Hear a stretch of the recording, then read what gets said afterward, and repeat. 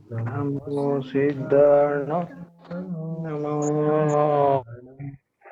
नमो वज्रायाणं नमो लोहे संवसारणम् ओंकारं बिन्दुसंयुक्तं नित्यं ध्यायन्ति योगिनः कामदं मोक्षदं चैव ओंकाराय नमो नमः अविरलशब्दघनो गलप्रक्षालितसकलभूतलमलकलङ्का मुनिभिरुपासिततीर्था सरस्वती हरितुनो दुरितान् अज्ञानतिमिरान्धानां ज्ञानाञ्जनशलाकया चक्षुरुन्मीलितं येन तस्मै श्रीगुरवे नमः।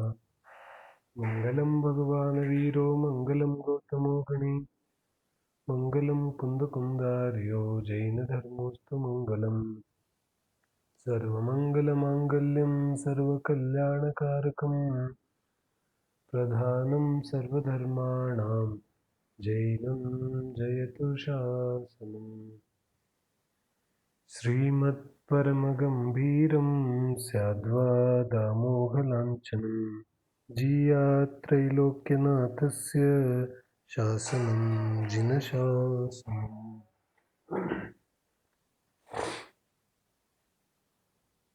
ದೈನಂದಿನ ಸ್ವಾಧ್ಯಾಯದ ಕ್ರಮದಲ್ಲಿ ನಮ್ಮ ಚರ್ಚೆ ಅಷ್ಟಾನಿಕ ಮಹಾಪರ್ವ ಮತ್ತು ವೀರಶಾಸನ ಜಯಂತಿಯ ಪರ್ವಗಳ ನಂತರ ನಿಯಮಿತ ಸ್ವಾಧ್ಯಾಯವನ್ನು ಪ್ರಾರಂಭ ಮಾಡೋದಿದೆ.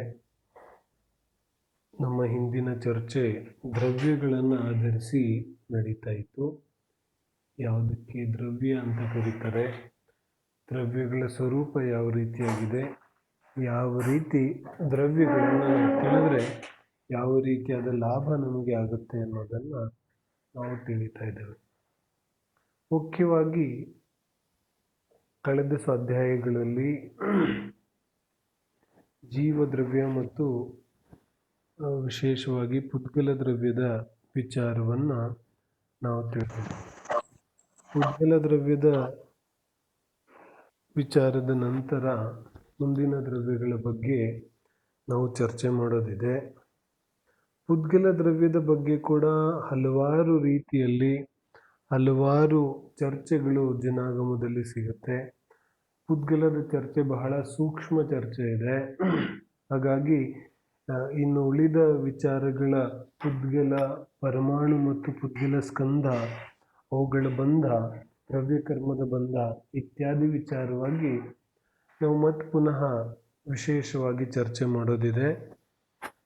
ಪ್ರಶ್ನೆ ಬಂದಿರೋದ್ರಿಂದ ಯಾವ ಈ ಪುದ್ಗಲ ಪರಮಾಣುಗಳ ಬಂಧ ಇದೆ ಅದರ ಬಗ್ಗೆ ಸ್ವಲ್ಪ ವಿಚಾರವನ್ನು ನಾವು ಮಾಡಿ ಮುಂದಿನ ಚರ್ಚೆಯನ್ನು ಮಾಡೋದಿದೆ. ಪುದ್ಗಲ ಕರ್ಮ ಪರಮಾಣುಗಳ ಬಂಧದ ವಿಚಾರ ಏನಿದೆ, ಆ ಬಂಧದ ವಿಚಾರವಾಗಿ ನಾವು ತಿಳಿಯೋದಾದರೆ ವಾಸ್ತವಿಕವಾಗಿ ಪುದ್ಗಲ ಪರಮಾಣುಗಳ ಬಂಧ ಯಾವ ರೀತಿಯಾಗುತ್ತೆ ಅಂದರೆ, ನಾವು ಯಾವುದಕ್ಕೆ ಪುದ್ಗಲ ಪರಮಾಣುಗಳ ಬಂಧ ಅಂತ ಕರಿತೇವೆ ಅಥವಾ ಯಾವುದಕ್ಕೆ ನಾವು ಕರ್ಮದ ಬಂಧ ಆಗಿದೆ ನನಗೆ ಅಂತ ಹೇಳ್ತೇವೆ, ಆ ಕರ್ಮದ ಬಂಧ ಯಾವ ರೀತಿಯಾಗಿ ಆಗುತ್ತೆ ಹೇಳ್ತಾರೆ. ಈ ಯಾವ ದ್ರವ್ಯ ಕರ್ಮಗಳಿದೆ, ಜ್ಞಾನಾವರಣ, ದರ್ಶನಾವರಣ, ವೇದನೀಯ, ಮೋಹನೀಯ, ಅಂತರಾಯ ಏನಾ, ಈ ಎಲ್ಲ ಯಾವ ಕರ್ಮಗಳಿದೆ, ಈ ಕರ್ಮಗಳ ಬಂಧ ಅದಕ್ಕೆ ಸಹಕಾರಿ ಈ ಪುದ್ಗಲ ಪರಮಾಣುಗಳಿದೆ, ಯಾವುದಕ್ಕೆ ನಾವು ಪುದ್ಗಲ ದ್ರವ್ಯ ಅಂತ ಕರೀತಾ ಇದ್ದೇವೆ. 6 ದ್ರವ್ಯಗಳಲ್ಲಿ 2ನೇ ದ್ರವ್ಯ ಯಾವ ಪುದ್ಗಲ ದ್ರವ್ಯ ಇದೆ, ಆ ಪುದ್ಗಲ ದ್ರವ್ಯದ ಶುದ್ಧ ಸ್ವರೂಪ ಅಂದರೆ ಯಾವ ರೀತಿ ನಾವು ಶುದ್ಧ ಜೀವ, ಅಶುದ್ಧ ಜೀವ, ಸಂಸಾರಿ ಅಶುದ್ಧ ಜೀವ ಇದ್ದಾನೆ, ಸಿದ್ಧಪರಮೇಷ್ಠಿ ಶುದ್ಧ ಜೀವ ಇದ್ದಾರೆ, ಹಾಗೆ ಪುದ್ಗಲದಲ್ಲಿ ಶುದ್ಧ ಪುದ್ಗಲ ಮತ್ತು ಅಶುದ್ಧ ಪುದ್ಗಲ ಯಾವುದು ಅಂತ ವಿಚಾರ ಮಾಡಿದ್ರೆ ನಮಗೆ ಕಣ್ಣಿಗೆ ಕಾಣಿಸ್ತಕ್ಕಂಥದ್ದೆಲ್ಲ ಅಶುದ್ಧ ಪುದ್ಗಲ ಇದೆ ಹೇಳ್ತಾರೆ. ನಮ್ಮ ಕಣ್ಣಿಗೆ ಯಾವುದು ಗೋಚರ ಆಗುತ್ತಾ ಇದೆ ಅದೆಲ್ಲವೂ ಅಶುದ್ಧ ಪುದ್ಗಲ ಇದೆ. ಯಾಕಂದ್ರೆ ಕಣ್ಣಿಗೆ ಕಾಣಿಸ್ತಾ ಇರೋದು ಒಂದು ಪುದ್ಗಲ ದ್ರವ್ಯ ಅಲ್ಲ. ನಮ್ಮ ಕಣ್ಣಿಗೆ ಏನು ಕಾಣಿಸ್ತಾ ಇದೆ ಅದು ಒಂದು ಪುದ್ಗಲ ದ್ರವ್ಯ ಅಲ್ಲ, ಅನಂತ ಪುದ್ಗಲ ದ್ರವ್ಯಗಳು ಒಟ್ಟಾರೆಯಾಗಿ ಸೇರಿದ ನಂತರ ನಮಗೆ ಅದು ಕಣ್ಣಿಗೆ ಕಾಣಿಸ್ತಾ ಇದೆ ಅಂತ ಹೇಳಿದ್ರೆ, ಯಾವ ಒಂದು ಅಣು ಇದೆ ಪರಮಾಣು, ಆ ಪರಮಾಣುವಿಗೆ ವಾಸ್ತವಿಕವಾಗಿ ಶುದ್ಧ ಪುದ್ಗಲ ದ್ರವ್ಯ ಅಂತ ಕರೀತಾರೆ. ಒಂದು ಪರಮಾಣು ಅದು ಶುದ್ಧ ಪುದ್ಗಲ ದ್ರವ್ಯ ಇದೆ. ಈಗ ಪರಮಾಣುಗಳ ಬಂಧವಾಗಿ ಅನಂತ ಪರಮಾಣುಗಳು ಒಟ್ಟಾರೆಯಾಗಿ ಯಾವಾಗ ಬಂಧ ಆಗುತ್ತವೆ ಆವಾಗ ನಾವು ಅದಕ್ಕೆ ಸ್ಕಂಧ ಅಂತ ಕರಿತೇವೆ. ನಮ್ಮ ಕಣ್ಣಿಗೆ ಕಾಣಿಸ್ತಾ ಇರೋದೆಲ್ಲ ಸ್ಕಂಧ, ಅದು ಯಾವುದು ಶುದ್ಧ ಪುದ್ಗಲ ಪರಮಾಣು ಅಲ್ಲ ಏನ. ಈ ಯಾವ ಪರಮಾಣುಗಳಿದೆ ಇವುಗಳು ಕಣ್ಣಿಗೆ ಕಾಣಿಸೋದಿಲ್ಲ, ಪರಮಾಣು ಮೂರ್ತಿಕ ಇದೆ, ಆದರೆ ನಮ್ಮ ದೃಷ್ಟಿಗೆ ಗೋಚರ ಆಗತಕ್ಕಷ್ಟು ನಮ್ಮ ದೃಷ್ಟಿ ಅಷ್ಟೊಂದು ಸೂಕ್ಷ್ಮ ಇಲ್ಲ ಅಂತ ಹೇಳ್ತಾರೆ. ದೃಷ್ಟಿಗೆ ಗೋಚರ ಆಗತಕ್ಕಂಥದ್ದು ಯಾವುದು ಹೇಳಿದ್ರೆ, ದೃಷ್ಟಿಗೆ ಗೋಚರ ಆಗತಕ್ಕಂಥದ್ದು ಸ್ಕಂಧ, ಅಂದರೆ ಅನಂತ ಪುದ್ಗಲಗಳು ಸೇರಿದಾಗ ನಾವು ಈಗ ಯಾವುದೇ ಒಂದು ವಸ್ತುವನ್ನು ನೋಡಿದ್ರು ಅದರಲ್ಲಿ ಅನಂತ ಪರಮಾಣುಗಳಿದೆ. ಈಗ ವಿಜ್ಞಾನ ದೃಷ್ಟಿಯಿಂದನೇ ನೋಡಿದ್ರೆ ವಿಜ್ಞಾನನು ಪರಮಾಣು ಅಂತ ಹೇಳುತ್ತಲ್ಲ, ಯದ್ಯಪಿ ಅದು ವಾಸ್ತವಿಕವಾಗಿ ಪರಮಾಣು ಅಲ್ಲ. ವಿಜ್ಞಾನ ಯಾವುದಕ್ಕೆ ಪರಮಾಣು ಅಂತ ಕರೀತಾ ಇದೆ ಅದು ಕೂಡ ಸ್ಕಂಧ ಇದೆ. ಅದರ ಇನ್ನೂ ಅಸಂಖ್ಯಾತ ಭಾಗಗಳು ಮಾಡಿದ ಮೇಲೆ ಪರಮಾಣು ಸಿಗುತ್ತೆ, ಆದರೆ ಅದಕ್ಕೆ ಪರಮಾಣು ಅಂತ ಹೇಳ್ತಾ ಇದೆಯಲ್ಲ. ಹಾಗಾದ್ರೆ ಅದರಲ್ಲಿ ಎಲೆಕ್ಟ್ರಾನ್ ಪ್ರೋಟಾನ್ ಎಲ್ಲ ಭೇದವನ್ನ ಮಾಡಿ ಯಾವುದು ವಿಜ್ಞಾನ ಹೇಳುತ್ತೆ. ಆ ದೃಷ್ಟಿಯಿಂದ ನಾವು ಜೈನಾಗಮದಲ್ಲಿ ನೋಡೋದಾದ್ರೆ ಪುದ್ಗಲ ಪರಮಾಣು ಬಹಳ ಸೂಕ್ಷ್ಮ ಇದೆ. ಎಷ್ಟು ಸೂಕ್ಷ್ಮ ಇದೆ ನಾವು ಹೊರಗಡೆ ಹೋದಾಗ ನಮಗೆ ಧೂಳಿನ ಕಣಗಳು ಕಾಣಿಸತ್ತಲ್ಲ, ಕೆಲವೊಂದು ಧೂಳಿನ ಕಣಗಳು ಎಷ್ಟು ಸೂಕ್ಷ್ಮ ಇದೆ ಅಂದ್ರೆ ಕಣ್ಣಿಗೆ ಕಾಣಿಸೋದಿಲ್ಲ. ಕಣ್ಣಿಗೆ ಕಾಣಿಸದೇ ಇದ್ರೂ ಕೂಡ ಅವುಗಳ ಯಾವ ಒಂದು ಪೊಲ್ಯೂಷನ್ ಇದೆ, ಒಂದು ಇನ್ಫೆಕ್ಷನ್ ಇದೆ ಇತ್ಯಾದಿಗಳು ನಮಗೆ ಗೊತ್ತಾಗತ್ತಲ್ಲ. ಹಾಗೆ ಆ ಧೂಳಿನ ಕಣಗಳ ರೀತಿಯಲ್ಲಿ ಇಡೀ ಲೋಕದಲ್ಲಿ ಅಂದ್ರೆ ಸಂಪೂರ್ಣ 3 ಲೋಕದಲ್ಲಿ ಈ ಪುದ್ಗಲ ಪರಮಾಣುಗಳು ತುಂಬ ಹೋಗಿದೆ. ಪ್ರತಿಯೊಂದು ಕಡೆ ಪುದ್ಗಲ ಪರಮಾಣುಗಳಿದೆ.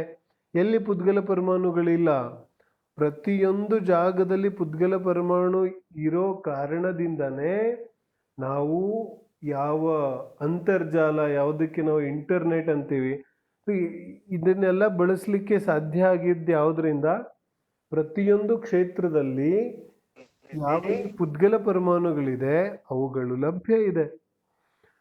ಈ ಯಾವ ಪುದ್ಗಲ ಪರಮಾಣುಗಳಿದೆ, ಧೂಳಿನ ಕಣಗಳಂತಿರುವಂತಹ ಯಾವ ಈ ಪರಮಾಣುಗಳಿದೆ, ಈ ಪರಮಾಣುಗಳು ಎಲ್ಲ ಕಡೆ ಇದೆ. ಯಾವ್ಯಾವ ಸಮಯದಲ್ಲಿ ಆ ಪರಮಾಣುಗಳಿಗೆ ಯಾವೆಲ್ಲ ರೀತಿಯಾದ ನಿಮಿತ್ತಗಳು ಸಿಗುತ್ತೆ ಆ ರೀತಿಯಾಗಿ ಅವು ಪರಸ್ಪರ ಬಂಧವನ್ನ ಮಾಡ್ಕೋತವೆ. ಅದಕ್ಕೆ ತತ್ವಾರ್ಥ ಸೂತ್ರ ಹೇಳುತ್ತೆ ಸ್ನಿಗ್ಧ ರೂಕ್ಷತ್ವಾದ್ ಬಂಧ. ಯಾರಿಗೆ ಸ್ವಲ್ಪ ಕಷ್ಟ ಅನ್ನಿಸ್ತಾ ಇದೆ ಅವರು ಕಷ್ಟ ಅಂತ ಅನ್ಕೊಳ್ಳೋದಿಲ್ಲ, ಮತ್ತಷ್ಟು ಮಗ್ನವಾಗಿ ಕೇಳೋದಿದೆ. ಏನಕ್ಕೆ ಈ ಕೆಲವು ವಿಚಾರಗಳು ಇದೇನು ಹೇಳ್ತಾ ಇದ್ದಾರೆ ಇವರು ಅಂತ ಸುಮಾರು ಜನಕ್ಕೆ ಅನಿಸಿದ್ರು ಕೂಡ ಈ ಯಾವ ಮೂಲ ಜಿನವಾಣಿಯ ಯಾವ ಮೂಲ ಸಿದ್ಧಾಂತ ಇದೆ ಇದು ತಿಳಿದೇನೆ ನಮಗೆ ಜಿನವಾಣಿ ಮರ್ಮ ಅರ್ಥ ಆಗೋದಿಲ್ಲ ಅಂತ ನಾನು ದ್ರವ್ಯವನ್ನು ಶುರು ಮಾಡಿದಾಗಲೇ ಹೇಳಿದ್ದೆ. ಆದರೆ ಇದರ ಸಂಪೂರ್ಣ ವಿಚಾರ, ದ್ರವ್ಯಗಳ ಸಂಪೂರ್ಣ ವಿಚಾರ ನಮಗೆ ಗೊತ್ತಾಯಿತು ಅಂದ್ರೆ ನಮಗೆ ಮುಂದಿನ ವಿಚಾರಗಳನ್ನು ತಿಳ್ಕೊಳ್ಳಿಕ್ಕೆ ಬಹಳ ಬಹಳ ಬಹಳ ಅನುಕೂಲ ಆಗುತ್ತೆ ಹಾಗೂ ಬಹಳ ಆನಂದವೂ ಕೂಡ ಆಗುತ್ತೆ. ಹಾಗಾಗಿ ಇದನ್ನ ನಾವು ಕೇಳೋದಿದೆ. ನಾನು ಇನ್ನೂ ಸೂಕ್ಷ್ಮ ಚರ್ಚೆಯನ್ನ ಮಾಡೋದಿಲ್ಲ, ಕೇವಲ ಕರ್ಮಗಳ ಬಂಧ ಹೇಗಾಗುತ್ತೆ ಅನ್ನೋದನ್ನ ನಾವು ಚರ್ಚೆ ಮಾಡ್ತಿದ್ದೇವೆ. ಕರ್ಮಗಳ ಬಂಧ ಹೇಗಾಗುತ್ತೆ, ಸಂಪೂರ್ಣ 3 ಲೋಕದಲ್ಲಿ ಈ ಪುದ್ಗಲ ಪರಮಾಣುಗಳು ತುಂಬಿ ಹೋಗಿರೋದ್ರಿಂದ ಆಯಾ ಕ್ಷೇತ್ರದಲ್ಲಿ ಆಯಾ ಸಮಯದಲ್ಲಿ ಯಾವ ನಿಮಿತ್ತಗಳು ಆ ಪುದ್ಗಲ ಪರಮಾಣುಗಳಿಗೆ ಸಿಗುತ್ತೆ ಆ ನಿಮಿತ್ತಗಳ ಪ್ರಕಾರ ಆ ಪುದ್ಗಲ ಪರಮಾಣುಗಳು ಪರಸ್ಪರ ಬಂಧನಕ್ಕೆ ಒಳಗಾಗುತ್ತವೆ. ಪರಸ್ಪರ ಅಂತ ಹೇಳಿದ್ರೆ ಈಗ ಒಂದು ಕಡೆ ಅನಂತ ಪರಮಾಣುಗಳಿದೆ, ಎಲ್ಲ ಬಿಡಿ ಬಿಡಿ ಪರಮಾಣುಗಳಿದೆ, ಕಣ್ಣಿಗೆ ಕಾಣಿಸ್ತಾ ಇಲ್ಲ. ಆದ್ರೆ ಯಾವಾಗ ಏನಾದ್ರೂ ಅದಕ್ಕೆ ನಿಮಿತ್ತ ಸಿಗುತ್ತೆ, ಆ ನಿಮಿತ್ತದಿಂದ ಪರಸ್ಪರ ಒಂದು ಕ್ಷೇತ್ರದಲ್ಲಿ ಬಂಧವಾಗಿ ಸ್ಕಂದ ರೂಪವಾಗಿ ಬಂದಾಗುತ್ತದೆ. ಆದ್ರೆ ಅದು ಕೂಡ ಸೂಕ್ಷ್ಮ ಸ್ಕಂದ ಇದೆ.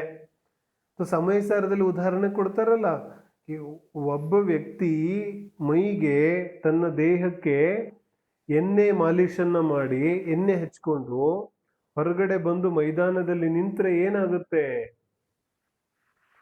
ಈ ಮೈದಾನದಲ್ಲಿ ಬಂದು ದೇಹಕ್ಕೆಲ್ಲ ಎಣ್ಣೆ ಹಾಕೊಂಡು ನಿಂತ್ರೆ ಏನಾಗುತ್ತೆ? ಧೂಳೆಲ್ಲ ಮೈಗೆ ಅಂಟಿಕೊಳ್ಳುತ್ತೆ. ಆಚಾರ್ಯ ಹೇಳ್ತಾರೆ, ಧೂಳು ಯಾಕೆ ಅಂಟ್ಕೋತು ಮೈಗೆ? ಧೂಳು ಅಂಟ್ಕೊಳ್ಳಿಕ್ಕೆ ಕಾರಣ ಏನು? ಆ ವ್ಯಕ್ತಿಯ ದೇಹದಲ್ಲಿರುವಂತಹ ಯಾವ ಆ ಎಣ್ಣೆ ಅಂಶ ಇದೆ, ಆ ಕಾರಣದಿಂದ ಆ ಧೂಳು ಬಂದು ಇಲ್ಲಿ ಅಂಟ್ಕೋತು. ಗೊತ್ತಾಯ್ತಿಲ್ಲ? ಅದೇ ರೀತಿ ಜೀವದ್ರವ್ಯದ ಪರಿಣಾಮಗಳು, ಜೀವದ್ರವ್ಯದ ಯಾವ ಭಾವಗಳಿದೆ, ಆ ಜೀವದ್ರವ್ಯದ ಭಾವಗಳೆಂಬಂತಹ ಯಾವ ಸ್ನಿಗ್ಧತ್ವ ಇದೆ, ಆ ಜೀವದ್ರವ್ಯದ ಪರಿಣಾಮಗಳ ಸ್ನಿಗ್ಧತೆಯಿಂದ ಈ ಕರ್ಮ ಪರಮಾಣುಗಳು ಪರಸ್ಪರ ಬಂಧನಕ್ಕೆ ಒಳಪಡ್ತವೆ. ಕರ್ಮ ಬಂಧಕ್ಕೆ ನಿಮಿತ್ತ ಯಾರಾದ್ರೂ ಜೀವಿಯ ಭಾವಗಳು, ಜೀವಿಯ ಭಾವಗಳ ಒಂದು ನಿಮಿತ್ತದಿಂದ ಈ ಪುದ್ಗಲ ಕರ್ಮ ಪರಮಾಣುಗಳು ಪರಸ್ಪರ ಬಂಧನಕ್ಕೆ ಒಳಪಡ್ತವೆ. ಯಾವ ಸಮಯದಲ್ಲಿ ಜೀವ ಯಾವ ರೀತಿಯಾದ ಪರಿಣಾಮಗಳನ್ನು ಮಾಡ್ತಾನೆ, ಆ ಸಮಯದಲ್ಲಿ ಆ ರೀತಿಯಾದ ಪುದ್ಗಲ ಪರಮಾಣುಗಳು ಬಂಧವಾಗುತ್ತವೆ. ಹಾಗಾದ್ರೆ ಬಂಧ ಎಲ್ಲಾಗುತ್ತವೆ? ವಾಸ್ತವಿಕವಾಗಿ ಬಂಧವಂತೂ ಜೀವದ್ರವ್ಯದ ಜೊತೆಗೆ ಆಗೋದಿಲ್ಲ. ಪುದ್ಗಲ ಪರಮಾಣುಗಳ ಜೊತೆಗೆ ಪರಸ್ಪರ ಬಂಧ ಆಗುತ್ತೆ, ಜೀವದ ಜೊತೆಗೆ ಬಂಧ ಆಗೋದಿಲ್ಲ. ಏನ ಸ್ವಲ್ಪ ತುಂಬಾ ವಿಶೇಷವಾದ ವಿಚಾರ ಇದೆ. ಬಂಧ ಆಯಿತು ಅಂತ ಹೇಳಿದ್ರೆ ಎಲ್ಲಿ ಬಂಧ ಆಯಿತು ಅಂದ್ರೆ, ಬಂಧ ವಾಸ್ತವಿಕವಾಗಿ ಪುದ್ಗಲ ಪರಮಾಣುಗಳಲ್ಲಿ ಪರಸ್ಪರ ಬಂಧ ಆಯಿತು. ಜೀವದ್ರವ್ಯಕ್ಕೂ ಪುದ್ಗಲ ದ್ರವ್ಯಕ್ಕೂ ಬಂಧ ಆಗಲಿಲ್ಲ. ಬಂಧ ಎಲ್ಲಾಯಿತು? ಪುದ್ಗಲ ಪರಮಾಣುಗಳಲ್ಲಿ ಪರಸ್ಪರ ಬಂಧ ಆಯಿತು. ಈ ಕಡೆ ಜೀವದ್ರವ್ಯ ಭಾವನೆಗಳನ್ನ ಮಾಡ್ದ, ಮೋಹರಾಗ ದ್ವೇಷವನ್ನ ಮಾಡ್ದ, ಭಾವಕರ್ಮವನ್ನ ಮಾಡ್ದ, ಆ ಕಡೆಗೆ ದ್ರವ್ಯ ಕರ್ಮದ ಬಂಧ ಆಯಿತು. ದ್ರವ್ಯ ಕರ್ಮದ ಬಂಧ ಯಾರಿಗಾಯ್ತು? ಜೀವಗಾಯ್ತು ಅಂತ ನಾವು ಕರಿತೇವೆ. ಆದ್ರೆ ಜೀವದ್ರವ್ಯದೊಡನೆ ಬಂಧ ಆಗ್ಲಿಲ್ಲ. ಮತ್ತೆ ಯಾರೊಡನೆ ಬಂಧ ಆಯ್ತು? ಪುದ್ಗಲ ಪರಮಾಣುಗಳದ್ದು ಪುದ್ಗಲ ಪರಮಾಣುಗಳ ಜೊತೆಗೆ ಬಂಧ ಆಯಿತು. ಆದ್ರೆ ಸಹಜವಾಗಿ ಈ ರೀತಿಯಾದ ನಿಮಿತ್ತ ನೈಮಿತ್ತಿಕ ಸಂಬಂಧ ಇದೆ ಎರಡರಲ್ಲೂ. ಜೀವಿಯ ಪರಿಣಾಮಗಳಲ್ಲಿ ಹಾಗೂ ಕರ್ಮಗಳ ಬಂಧನದಲ್ಲಿ ಸಹಜವಾದ ನಿಮಿತ್ತ ನೈಮಿತ್ತಿಕ ಸಂಬಂಧ ಇದೆ. ಈ ಕಡೆ ಪರಮಾಣುಗಳ ಒಂದು ಉತ್ಪತ್ತಿ, ಆ ಪರಿಣಾಮಗಳ ಒಂದು ಉತ್ಪತ್ತಿ ಆಗುತ್ತೆ, ಆ ಕಡೆಗೆ ಕರ್ಮಗಳ ಬಂಧ ಆಗುತ್ತೆ. ಮತ್ತೆ ಪುದ್ಗಲ ದ್ರವ್ಯದು ಪುದ್ಗಲ ಜೊತೆಗೆ ಬಂಧ ಆದ್ಮೇಲೆ ಜೀವಕ್ಕೇನು ಸಮಸ್ಯೆ ಇದೆ? ಹೇಳ್ತಾರೆ, ಯಾವ ಪುದ್ಗಲ ಪರಮಾಣುಗಳು ತಮ್ಮೊಡನೆ ತಾವೇ ಬಂಧನಕ್ಕೆ ಒಳಪಟ್ಟಿದ್ದಾವೆ, ಆದ್ರೂ ಕೂಡ ಅವುಗಳ ಯಾವ ಕ್ಷೇತ್ರ ಇದೆ, ಆ ಕ್ಷೇತ್ರ ಹಾಗೂ ಜೀವದ್ರವ್ಯದ ಅಸಂಖ್ಯಾತ ಪ್ರದೇಶಗಳು ಎರಡು ಕ್ಷೇತ್ರ ಒಂದೇ ಇದೆ. ಪುದ್ಗಲ ಪರಮಾಣುಗಳು ಬಂಧ ಆಗುವಂತಹ ಕ್ಷೇತ್ರ ಮತ್ತು ಯಾವ ಜೀವದ್ರವ್ಯದ ಅಸಂಖ್ಯಾತ ಕ್ಷೇತ್ರ, ಇದೆರಡು ಒಂದೇ ಇದೆ. ಒಂದೇ ಕ್ಷೇತ್ರದಲ್ಲಿ ಎರಡು ವಾಸ ಮಾಡ್ತಾ ಇದ್ದಾರೆ. ಹಾಗಾಗಿ ಯಾವಾಗ ಈ ಪುದ್ಗಲ ಪರಮಾಣುಗಳು ಬಂಧ ಆಗಿದ್ದು ಪುನಃ ಯಾವಾಗ ಉದಯಕ್ಕೆ ಬರ್ತವೆ, ಉದಯಕ್ಕೆ ಬಂದಾಗ ಏನಾಗುತ್ತೆ? ಪುನಃ ಉದಯಕ್ಕೆ ಬಂದಾಗ ಆ ಯಾವ ಪುದ್ಗಲ ಪರಮಾಣುಗಳು ಪರಸ್ಪರ ಬಂದಾಗಿತ್ತಲ್ಲ, ಪರಸ್ಪರ ಬಂಧ ಆಗಿರುವಂತಹ ಪುದ್ಗಲ ಪರಮಾಣುಗಳು ಯಾವಾಗ ಉದಯಕ್ಕೆ ಬರ್ತವೆ, ಉದಯಕ್ಕೆ ಬಂದಾಗ ಆ ರೀತಿಯಾದ ಸಂದರ್ಭ ನೋಕರ್ಮ ಸೃಷ್ಟಿಯಾಗುತ್ತೆ. ನೋಕರ್ಮ ಸೃಷ್ಟಿಯಾದ ನಂತರ ಆ ಯಾವ ಪರಮಾಣುಗಳು ಬಂಧವಾಗಿ ಸ್ಕಂದ ರೂಪವಾಗಿತ್ತು, ಅವುಗಳು ಪುನಃ ಪುದ್ಗಲ ಪರಮಾಣುಗಳ ರೂಪದಲ್ಲಿ ಬದಲಾಗುತ್ತೆ, ಅಂದ್ರೆ ಪುನಃ ತಮ್ಮ ಶುದ್ಧ ಅವಸ್ಥೆಗೆ ಪ್ರಾಪ್ತವಾಗುತ್ತೆ. ಈ ರೀತಿಯಾಗಿ ಕರ್ಮದ ಬಂಧ ಮತ್ತು ಕರ್ಮದ ಉದಯ ನಡೀತಾ ಇರುತ್ತೆ. ಒಂದು ಕಡೆಗೆ ಜೀವಿ ಭಾವಹಿಂಸೆಯನ್ನ ಮಾಡ್ತಾನೆ, ಭಾವಕರ್ಮವನ್ನ ಮಾಡ್ತಾನೆ. ಇನ್ನೊಂದು ಕಡೆಗೆ ದ್ರವ್ಯ ಕರ್ಮ ಅಂತ ಹೇಳಿದ್ರೆ ಪುದ್ಗಲ ಪರಮಾಣುಗಳು ಜೀವಿಯ ಅಸಂಖ್ಯಾತ ಪ್ರದೇಶ ಇರುವಂತಹ ಕ್ಷೇತ್ರದಲ್ಲಿಯೇ ಬಂದು ಅವುಗಳು ಕೂಡ ಬಂಧನ ಆಗುತ್ತವೆ. ಹೀಗೆ ಸಹಜವಾಗಿ ಎರಡರಲ್ಲೂ ನಿಮಿತ್ತ ನೈಮಿತ್ತಿಕ ಸಂಬಂಧ ಇದೆ. ನಾವು ಹೇಳ್ತಿಲ್ಲ, ಸೂರ್ಯ ಉದಯ ಆಗಲಿಕ್ಕೆ ಮತ್ತು ಕಮಲ ಅರಳಲಿಕ್ಕೆ ಎರಡಕ್ಕೂ ನಿಮಿತ್ತ ನೈಮಿತ್ತಿಕ ಸಂಬಂಧ ಇದೆ. ಸೂರ್ಯ ಕಮಲಕ್ಕೆ ಅರಳು ಅಂತ ಹೇಳೋದಿಲ್ಲ, ಕಮಲ ಸೂರ್ಯನ ಒಂದು ಆಜ್ಞೆಯನ್ನ ಪಾಲನೆ ಮಾಡಕ್ಕೋಸ್ಕರ ತಾನು ಅರಳೋದಿಲ್ಲ. ಆದರೆ ಎರಡರಲ್ಲೂ ಸಹಜವಾದಂತಹ ನೈಸರ್ಗಿಕವಾದಂತಹ ಆಟೋಮೆಟಿಕ್ ಸಿಸ್ಟಮ್ ಇದೆ. ಅದೇ ರೀತಿಯಾದ ಆಟೋಮೆಟಿಕ್ ಸಿಸ್ಟಮ್ ಜೀವಿಯ ಪರಿಣಾಮಗಳಲ್ಲಿ ಮತ್ತು ಕರ್ಮ ಬಂಧನದಲ್ಲಿ ಇದೆ. ಅದೇ ರೀತಿ ಉಲ್ಟಾ, ಯಾವಾಗ ಕರ್ಮದ ಉದಯ ಬರುತ್ತೆ ಆವಾಗ ಕೂಡ ಒಂದು ವೇಳೆ ಜೀವ ಆ ಕರ್ಮದ ಉದಯದಲ್ಲಿಯೇ ತನ್ನ ಜ್ಞಾನವನ್ನ ತಲ್ಲೀನಗೊಳಿಸಿದ್ರೆ, ಆ ಕರ್ಮದ ಉದಯದ ಕಡೆಗೇ ಗಮನ ಕೊಟ್ರೆ ಅವನು ಪುನಃ ರಾಗದ್ವೇಷವನ್ನ ಮಾಡ್ತಾನೆ. ಈ ರೀತಿಯಾಗಿ ಪುದ್ಗಲ ದ್ರವ್ಯಕ್ಕೂ ಮತ್ತು ಜೀವದ್ರವ್ಯಕ್ಕೂ ಯಾವ ಪರಸ್ಪರ ಸಂಬಂಧ ಇದೆ, ಅದು ಈ ರೀತಿಯಾಗಿ ಕೇವಲ ಔಪಚಾರಿಕ ಸಂಬಂಧ ಇದೆ, ವಾಸ್ತವಿಕವಾದ ಸಂಬಂಧ ಏನೂ ಇಲ್ಲ ಅನ್ನೋದನ್ನ ನಾವು ತಿಳಿಯೋದಿದೆ. ಇನ್ನು ಯಾವ ಈ ಪುದ್ಗಲ ದ್ರವ್ಯದ ಚರ್ಚೆಯನ್ನು ನಾವು ಮಾಡಿದ್ದೇವೆ, ಇದನ್ನ ಹೊರತಾಗಿ ಇನ್ನೂ ಅನೇಕ ವಿಚಾರಗಳಿದೆ. ಉದಾಹರಣೆಗೆ ಯಾವ ಪುದ್ಗಲ ಪರಮಾಣುಗಳಿದೆ, ಅವುಗಳಲ್ಲಿ ಯಾವೆಲ್ಲ ಪ್ರಕಾರಗಳಿದೆ, ಎಷ್ಟು ಪ್ರಕಾರಗಳಿದೆ, ಯಾವ್ಯಾವ ರೀತಿಯಾಗಿ ಶರೀರದ ರಚನೆ ಆಗುತ್ತೆ, ವಾಣಿಯ ರಚನೆ ಆಗುತ್ತೆ, ವಚನದ ರಚನೆ ಆಗುತ್ತೆ, ಮನಸ್ಸಿನ ರಚನೆ ಆಗುತ್ತೆ, ಇಂದ್ರಿಯಗಳ ರಚನೆ ಆಗುತ್ತೆ. ಈ ಎಲ್ಲ ವಿಚಾರಗಳನ್ನು ನಾವು ಈಗ ಚರ್ಚೆ ಮಾಡೋದಿಲ್ಲ. ಮುಂದಿನ ದ್ರವ್ಯದ ಚರ್ಚೆಯನ್ನು ನಾವು ಮಾಡೋದಿದೆ. ಮುಂದಿನ ದ್ರವ್ಯ ಯಾವುದಿದೆ? ಧರ್ಮದ್ರವ್ಯ ಇದೆ. ಧರ್ಮದ್ರವ್ಯ ಯಾವುದಕ್ಕೆ ಕರೀತಾರೆ? ಧರ್ಮ ಮತ್ತು ಅಧರ್ಮ ಎರಡು ದ್ರವ್ಯಗಳಿದೆ. ಮೊದಲನೇ ದ್ರವ್ಯ ಯಾವುದು? ಜೀವದ್ರವ್ಯ. ಎರಡನೇ ದ್ರವ್ಯ ಪುದ್ಗಲ ದ್ರವ್ಯ. ಮೂರನೇದು ಧರ್ಮದ್ರವ್ಯ. ನಾಲ್ಕನೇದು ಅಧರ್ಮ ದ್ರವ್ಯ. ಧರ್ಮದ್ರವ್ಯ ಯಾವುದಕ್ಕನ್ನೋದು, ಅಧರ್ಮ ದ್ರವ್ಯ ಯಾವುದಕ್ಕನ್ನೋದು? ಸಾಮಾನ್ಯವಾಗಿ ನಮಗೆ ಧರ್ಮದ್ರವ್ಯ ಅಂದ್ರೆ ಏನನ್ಸುತ್ತೆ? ಯಾವುದು ಧರ್ಮ ಮಾಡುತ್ತೆ ಅದು ಧರ್ಮದ್ರವ್ಯ. ಯಾವುದು ಸಹಾಯ ಮಾಡುತ್ತೆ, ಎಲ್ರನ್ನೂ ನೋಡ್ಕೊಳ್ಳುತ್ತೆ, ಅದು ಧರ್ಮದ್ರವ್ಯ. ಮತ್ತು ಅಧರ್ಮ ದ್ರವ್ಯ ಯಾವುದು ಎಲ್ಲವನ್ನ ನಾಶ ಮಾಡುತ್ತೆ, ಅದು ಅಧರ್ಮ ದ್ರವ್ಯ. ಈ ರೀತಿಯಾಗಿ ವಿಚಾರ ಇಲ್ಲ. ಧರ್ಮದ್ರವ್ಯ ಯಾವುದಕ್ಕೆ ಕರೀತಾರೆ? ಧರ್ಮ ಅನ್ನುವಂತಹ ಯಾವ ಹೆಸರಿದೆ, ಈ ಧರ್ಮದ್ರವ್ಯಕ್ಕೆ ಧರ್ಮ ಅನ್ನುವಂತಹ ಹೆಸರು ಯಾಕೆ ಬಂತು? ಯಾತಕ್ಕೋಸ್ಕರ ಧರ್ಮದ ಹೆಸರು ಬಂತು, ಅಧರ್ಮದ ಹೆಸರು ಬಂತು? ಧರ್ಮ ಅಧರ್ಮದ ಯಾವ ಕಾರ್ಯ ಇದೆ, ಆ ಕಾರ್ಯ ಧಾತು ಇದೆಯಲ್ಲ, ಧರ್ಮ ಮತ್ತು ಅಧರ್ಮ ದ್ರವ್ಯದ ಕೆಲಸ ಏನಿದೆ? ಸಾಮಾನ್ಯವಾಗಿ ನಾವೇನ್ ಹೇಳ್ತೇವೆ? ಧರ್ಮ ದ್ರವ್ಯದ ಕೆಲಸ ಗತಿ ಹೇತುತ್ವ ಅಂತ ಹೇಳಿದ್ರೆ ಗಮನ ಮಾಡಲಿಕ್ಕೆ ನಿಮಿತ್ತ ಇದೆ. ಮತ್ತೆ ಅಧರ್ಮ ದ್ರವ್ಯ ಸ್ಥಿತಿ ಹೇತುತ್ವ ಅಂದ್ರೆ ನಿಲ್ಲಲಿಕ್ಕೆ ನಿಮಿತ್ತ ಇದೆ. ಒಂದು ಗಮನ ಮಾಡಲಿಕ್ಕೆ ನಿಮಿತ್ತ ಇದೆ, ಇನ್ನೊಂದು ನಿಲ್ಲಲಿಕ್ಕೆ ನಿಮಿತ್ತ ಇದೆ. ಧರ್ಮದ್ರವ್ಯ ಗಮನ ಮಾಡಲಿಕ್ಕೆ ಯಾರಿಗೆ? ಜೀವ ಮತ್ತು ಪುದ್ಗಲಗಳಿಗೆ. ಇನ್ನು ಉಳಿದ 4 ದ್ರವ್ಯಗಳ ಗಮನ ಮಾಡೋದಿಲ್ಲ. ಅನಾದಿ ಕಾಲದಿಂದ ಎಲ್ಲಿವೆ ಅಲ್ಲೇ ಇವೆ, ಅನಂತ ಕಾಲದವರೆಗೆ ಇರೋದಿವೆ. ಆಕಾಶ, ಧರ್ಮ, ಅಧರ್ಮ, ಆಕಾಶ, ಕಾಲ್, ಈ 4 ದ್ರವ್ಯಗಳ ಗಮನ ಮಾಡೋದಿಲ್ಲ.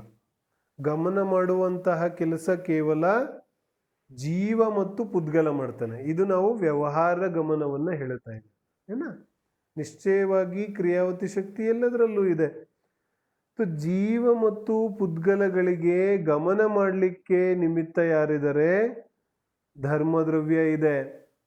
ಮತ್ತು ಜೀವ ಮತ್ತು ಪುದ್ಗಲಗಳಿಗೆ ನಿಲ್ಲಲಿಕ್ಕೆ ಸ್ಥಿತಿ, ನಿಲ್ಲಲಿಕ್ಕೆ ಯಾರು ನಿಮಿತ್ತ ಇದ್ದಾರೆ? ಅಧರ್ಮ ದ್ರವ್ಯ ನಿಮಿತ್ತ ಇದೆ. ಹಾಗಾದರೆ ಇದರ ಅರ್ಥ ಏನಾಯಿತು? ನಾವು ಪರಿಭಾಷೆಯನ್ನು ಸ್ಪಷ್ಟವಾಗಿ ನೋಡೋದಾದರೆ, ಪರಿಭಾಷೆ ನಾನು ಹೇಳ್ತೇನೆ, ಪರಿಭಾಷೆ ಎಲ್ಲರೂ ಜ್ಞಾಪಕಕ್ಕೆ ಇಟ್ಕೊಳ್ಳೋದಿದೆ, ದ್ರವ್ಯಗಳ ಪರಿಭಾಷೆ. ದ್ರವ್ಯಗಳ ಪರಿಭಾಷೆ ನಮ್ಮ ಸಂಪೂರ್ಣ ಜಿನ್ವಾನಿಯಲ್ಲಿ ಎಲ್ಲ ಕಡೆಗೂ ನಮಗೆ ಉಪಯೋಗಿ ಆಗುತ್ತೆ. ಎಲ್ಲಿವರೆಗೆ ದ್ರವ್ಯಗಳ ಪರಿಭಾಷೆ ಬರೋದಿಲ್ಲ, ಅದರ ಸ್ವರೂಪ ಗೊತ್ತಾಗೋದಿಲ್ಲ, ಜಿನ್ವಾನಿಯ ಯಾವ ವಿಚಾರಗಳು ಕೂಡ ನಮಗೆ ಸ್ಪಷ್ಟವಾಗಿ ಅರ್ಥ ಆಗಲಿಕ್ಕೆ ಸಾಧ್ಯ ಇಲ್ಲ. ಹಾಗಾಗಿ ಈ ಪರಿಭಾಷೆಗಳಂತೂ ಬಹಳ ಬಹಳ ಬಹಳ ಇಂಪಾರ್ಟೆಂಟ್ ಇದೆ. ಧರ್ಮದ್ರವ್ಯದ ಪರಿಭಾಷೆ ಏನಿದೆ? ಸ್ವಯಂ ತನ್ನಿಂದ ತಾನೇ ಗಮನ ಮಾಡುವಂತಹ, ಏನು ಹೇಳ್ತಿದ್ದಾರೆ ಪರಿಭಾಷೆ ಹೇಳ್ತಿದ್ದೀನಿ ನಾನು, ಸ್ವಯಂ ತನ್ನಿಂದ ತಾನು ಗಮನ ಮಾಡುವಂತಹ ಜೀವ ಮತ್ತು ಪುದ್ಗಲ ದ್ರವ್ಯಗಳಿಗೆ ಗಮನ ಮಾಡಲಿಕ್ಕೆ ಯಾವ ದ್ರವ್ಯ ನಿಮಿತ್ತ ಆಗುತ್ತೆ ಅದಕ್ಕೆ ನಾವು ಧರ್ಮದ್ರವ್ಯ ಅಂತ ಕರಿತೇವೆ. ಮತ್ತು ಅಧರ್ಮ ದ್ರವ್ಯ ಯಾವುದಕ್ಕನ್ನೋದು ಹೀಗೇನೆ, ಸ್ವಯಂ ಗಮನ ಮಾಡುವಂತಹ ಜೀವ ಮತ್ತು ಪುದ್ಗಲ ದ್ರವ್ಯಗಳಿಗೆ ಗಮನ ಅಲ್ಲ, ಸ್ವಯಂ ನಿಲ್ಲುವಂತಹ ಯಾವ ಜೀವ ಮತ್ತು ಪುದ್ಗಲ ದ್ರವ್ಯಗಳಿದೆ ಅವುಗಳು ನಿಲ್ಲಲಿಕ್ಕೆ ಯಾವುದು ನಿಮಿತ್ತ ಆಗುತ್ತೆ ಅದಕ್ಕೆ ನಾವು ಅಧರ್ಮ ದ್ರವ್ಯ ಅಂತ ಕರಿತೇವೆ. ಸ್ವಯಂ ಗಮನ ಮಾಡುವಂತಹ, ಇದರ ಅರ್ಥ ಏನಾಯಿತು? ಧರ್ಮದ್ರವ್ಯ ಅಧರ್ಮ ದ್ರವ್ಯ ಗಮನ ಮತ್ತು ಗಮನ ಮಾಡಲಿಕ್ಕೆ ಮತ್ತು ನಿಲ್ಲಲಿಕ್ಕೆ ನಿಮಿತ್ತ ಇವೆ, ಆದರೆ ನಿಮಿತ್ತ ಇವೆ ಅಷ್ಟೇ. ಹಠಾತ್ ಬಲಪೂರ್ವಕವಾಗಿ ಜೀವ ಪುದ್ಗಲಗಳನ್ನು ಗಮನ ಮಾಡಿಸೋದಿಲ್ಲ. ಬಲಪೂರ್ವಕವಾಗಿ ಜೀವ ಪುದ್ಗಲಗಳನ್ನು ಗಮನ ಮಾಡುವಂತಹ ಜೀವ ಪುದ್ಗಲಗಳನ್ನು ನಿಲ್ಲಿಸೋದಿಲ್ಲ. ಹಾಗಾದ್ರೆ ಯಾವಾಗ ಜೀವ ಗಮನ ಮಾಡ್ತಾನೆ ಆವಾಗ ಧರ್ಮದ್ರವ್ಯ ನಿಮಿತ್ತ ಆಗುತ್ತೆ, ಯಾವಾಗ ಜೀವದ್ರವ್ಯ ನಿಲ್ಲುತ್ತಾನೆ ಆಗ ನಿಲ್ಲಲಿಕ್ಕೆ ಅಧರ್ಮದ್ರವ್ಯ ಸಹಾಯ ಮಾಡುತ್ತೆ, ಆದರೆ ಬಲಪೂರ್ವಕವಾಗಿ ನಡೆಸೋದಿಲ್ಲ. ಶಾಸ್ತ್ರದಲ್ಲಿ ಇದಕ್ಕೆ ಪ್ರಸಿದ್ಧವಾದಂತಹ ಉದಾಹರಣೆಗಳನ್ನು ಕೊಟ್ಟಿದ್ದಾರೆ. ಶಾಸ್ತ್ರದಲ್ಲಿ ಏನು ಉದಾಹರಣೆ ಕೊಡ್ತಾರೆ? ಧರ್ಮದ್ರವ್ಯ ಇದೆಯಲ್ಲ, ಈ ಸ್ವಯಂ ಚಲಿಸುತ್ತಿರುವಂತಹ ಧರ್ಮ ಯಾವ ಜೀವ ಮತ್ತು ಪುದ್ಗಲಗಳು, ಅದಕ್ಕೆ ಉದಾಹರಣೆ ಏನು ಕೊಟ್ಟರು? ಅದಕ್ಕೆ ಉದಾಹರಣೆ ಯಾವ ಮೀನಿದೆ, ಮೀನು ನೀರಿನಲ್ಲಿ ಈಜಾಡುತ್ತೆ, ನೀರಲ್ಲಿ ಮೀನು ಈಜಾಡುತ್ತೆ, ನೀರಿಂದ ಹೊರಗೆ ತೆಗೆದ್ರೆ ಈಜಾಡಕ್ಕಾಗೋದಿಲ್ಲ. ಮೀನು ನೀರಿನಲ್ಲಿ ಗಮನ ಮಾಡುತ್ತೆ, ಹಾಗಾಗಿ ಮೀನು ಗಮನ ಮಾಡಲಿಕ್ಕೋಸ್ಕರ ನೀರು ಮೀನಿಗೆ ನಿಮಿತ್ತ ಇದೆ. ನೀರು ಮೀನು ಗಮನ ಮಾಡಲಿಕ್ಕೆ ನಿಮಿತ್ತ ಇದೆ. ಆದರೆ ಯಾವ ರೀತಿ ನಿಮಿತ್ತ ಇದೆ? ಈ ನಿಮಿತ್ತ ಇದೆ ಅಂತ ಹೇಳಿ ಎಲ್ಲ ಸಮಯದಲ್ಲೂ ಬಲಪೂರ್ವಕವಾಗಿ ಮೀನು ಗಮನ ಮಾಡಿಸತ್ತೇನು ನೀರು? ಈ ಬಲಪೂರ್ವಕವಾಗಿ ನೀರು ಅದನ್ನ ಗಮನ ಮಾಡಿಸೋದಿಲ್ಲ. ಆದರೆ ಯಾವಾಗ ಗಮನ ಮಾಡುತ್ತೆ ಆವಾಗೆಲ್ಲ ನೀರು ಇದ್ದೇ ಇರುತ್ತೆ. ನೀರು ಇಲ್ಲದೆ ಹೋದ್ರೆ ಗಮನ ಮಾಡೋಕ್ಕಾಗೋದಿಲ್ಲ. ಆದರೆ ಬಲಪೂರ್ವಕವಾಗಿ ನೀರು ಗಮನನೂ ಮಾಡಿಸೋದಿಲ್ಲ. ಹಾಗೇನೆ ಏನು ಹೇಳ್ತಾ ಇದ್ದಾರೆ, ಯಾವಾಗ ಜೀವ ಪುದ್ಗಲಗಳು ಗಮನ ಮಾಡುತ್ತೆ ಆವಾಗೆಲ್ಲ ಧರ್ಮದ್ರವ್ಯ ನಿಮಿತ್ತ ರೂಪವಾಗಿ ಇದ್ದೇ ಇರುತ್ತೆ. ಎಲ್ಲಿ ಧರ್ಮದ್ರವ್ಯ ಇಲ್ಲ ಅಲ್ಲಿ ಜೀವ ಪುದ್ಗಲಗಳು ಗಮನ ಮಾಡಲಿಕ್ಕೆ ಸಾಧ್ಯ ಇಲ್ಲ. ತತ್ವಾರ್ಥ ಸೂತ್ರದಲ್ಲಿ ಅಂತಿಮ ಅಧಿಕಾರದಲ್ಲಿ ಸೂತ್ರ ಬಂತಲ್ಲ, ಧರ್ಮಾಸ್ತಿಕಾಯ ಭಾವಾತ್. ಎಲ್ಲಿ ಸಿದ್ಧಶಿಲೆ ಮೇಲೆ ಲೋಕದ ಅಗ್ರಭಾಗದ ನಂತರ ಎಲ್ಲಿ ಅಲೋಕಾಕಾಶ ಇದೆ, ಅಲೋಕಾಕಾಶದಲ್ಲಿ ಗಮನ ಯಾಕಾಗೋದಿಲ್ಲ? ಅಲೋಕಾಕಾಶದಲ್ಲಿ ದ್ರವ್ಯಗಳು ಯಾಕೆ ಹೋಗೋದಿಲ್ಲ? ಅಲೋಕಾಕಾಶದಲ್ಲಿ ಪುದ್ಗಲ ಜೀವಿಗಳು ಯಾಕೆ ಗಮನ ಮಾಡೋದಿಲ್ಲ? ಹೇಳ್ತಾರೆ, ಅಲೋಕಾಕಾಶದಲ್ಲಿ ಧರ್ಮದ್ರವ್ಯ ಇಲ್ಲ. ಧರ್ಮದ್ರವ್ಯ ಇಲ್ಲದೆ ಇರೋದ್ರಿಂದ ಅಲ್ಲಿ ಜೀವ ಪುದ್ಗಲಗಳು ಗಮನ ಮಾಡಕ್ಕಾಗೋದಿಲ್ಲ. ಆದರೆ ಈ ಬಲಪೂರ್ವಕವಾಗಿ ಗಮನ ಮಾಡಿಸೋದಿಲ್ಲ. ಯಾವಾಗ ಜೀವ ತನ್ನ ಸ್ವಯಂ ಇಚ್ಛೆಯಿಂದ ಗಮನ ಮಾಡ್ತಾನೆ ಆವಾಗೆಲ್ಲ ಗಮನ ಮಾಡಲಿಕ್ಕೆ ಧರ್ಮದ್ರವ್ಯ ನಿಮಿತ್ತ ಇದೆ. ನಮಗೆ ಪ್ರಶ್ನೆ ಏನು ಬರುತ್ತೆ? ಜೀವ ತನ್ನಿಂದ ತಾನೇ, ತನ್ನ ಸ್ವ ಇಚ್ಛೆಯಿಂದ ತಾನೇ ಗಮನ ಮಾಡ್ತಾ ಇದ್ದಾನೆ ಅಂದ ಮೇಲೆ ಅದಕ್ಕೆ ನಿಮಿತ್ತ ಏನಕ್ಕೆ ಬೇಕು? ಅದಕ್ಕೆ ಧರ್ಮದ್ರವ್ಯ ಏನಕ್ಕೆ ಬೇಕು? ನಾನೇ ನನ್ನ ಆಸೆಯಿಂದ ಗಮನ ಮಾಡಬೇಕಾದ್ರೆ ಅದಕ್ಕೆ ಧರ್ಮದ್ರವ್ಯ ಯಾಕೆ ಬೇಕು? ನಾನೇ ನನ್ನ ಆಸೆಯಿಂದ ನಿಲ್ಲೋದಾದರೆ ಅದಕ್ಕೆ ಅಧರ್ಮದ್ರವ್ಯ ಯಾಕೆ ಬೇಕು ಅಂತ ಸುಮಾರು ಜನಕ್ಕೆ ಪ್ರಶ್ನೆ ಬರುತ್ತೆ. ಆದರೆ ಜಿನ್ವಾನಿಯಲ್ಲಿ ಯಾವ 6 ದ್ರವ್ಯಗಳನ್ನು ಹೇಳಿದರೆ ಇದು ಸರ್ವಜ್ಞ ಪರಮಾತ್ಮ ಹೇಳಿರುವಂತಹ ದ್ರವ್ಯಗಳ ವಿಚಾರ ಇದೆ. ನ್ಯಾಯಶಾಸ್ತ್ರಗಳಲ್ಲಿ ಅದನ್ನೆಲ್ಲ ನಾನು ಚರ್ಚೆ ಮಾಡಕ್ ಹೋಗೋದಿಲ್ಲ ಇಲ್ಲಿ. ಆದರೆ ಸುಮಾರು ಚರ್ಚೆ ನಡೀತು. ಒಂದು ದರ್ಶನ ಹೇಳುತ್ತೆ 3 ದ್ರವ್ಯಗಳಿದೆ, ಒಂದು ದರ್ಶನ ಹೇಳುತ್ತೆ 4 ದ್ರವ್ಯಗಳಿದೆ. ಅರಿಸ್ಟಾಟಲ್ ಇತ್ಯಾದಿ ಅನೇಕ ಜನರ ವಿಚಾರಗಳು ಬರುತ್ತೆ. ಚಾರ್ವಾಕ ದರ್ಶನ ಬರುತ್ತೆ, ಬೌದ್ಧ ದರ್ಶನ ಬರುತ್ತೆ, ಮೀಮಾಂಸಕ ದರ್ಶನ ಬರುತ್ತೆ, ದ್ವೈತವಾದಿ ಅದ್ವೈತವಾದಿ ಎಲ್ಲರೂ ದ್ರವ್ಯಗಳ ವಿಚಾರವನ್ನ ಹೇಳುತ್ತಾರೆ, ಅನ್ಯ ಪ್ರಕಾರವಾಗಿ ಹೇಳ್ತಾರೆ. ಆ ಎಲ್ಲ ವಿಚಾರವನ್ನ ಮೀರಿ ಜೈನ ದರ್ಶನ ಯಾವ 6 ದ್ರವ್ಯಗಳನ್ನು ಹೇಳುತ್ತೆ ಅದು ಅತ್ಯಂತ ಸ್ಪಷ್ಟ ಇದೆ. ಯಾವಾಗ ಒಂದು ಕಾರ್ಯ ನಡೆಯುತ್ತೆ, ಆ ಪ್ರತಿಯೊಂದು ಕಾರ್ಯ ನಡಿಬೇಕಾದ್ರೆ ಅದಕ್ಕೆ 2 ಕಾರಣಗಳಿರುತ್ತೆ. ಇದನ್ನ ನಾವು ಅರ್ಥ ಮಾಡ್ಕೋಬೇಕು. ಪ್ರತಿಯೊಂದು ಕಾರ್ಯ ನಡಿಲಿಕ್ಕೆ 2 ಕಾರಣಗಳಿರುತ್ತೆ. ಒಂದು ಉಪಾದಾನ ಕಾರಣ, ಇನ್ನೊಂದು ನಿಮಿತ್ತ ಕಾರಣ. ಉಪಾದಾನ ಕಾರಣ ಅಂದ್ರೆ ಏನು? ಯಾವ ಕಾರ್ಯ ನಡೀತಾ ಇದೆ ಆ ಕಾರ್ಯರೂಪವಾಗಿ ಪರಿಣಾಮನೆ ಮಾಡುವಂತಹ ಆ ವಸ್ತುವಿನ, ಆ ದ್ರವ್ಯದ ಶಕ್ತಿ, ಆ ಶಕ್ತಿಗೆ ನಾವೇನಂತ ಕರಿತೀವಿ? ಉಪಾದಾನ ಕಾರಣ.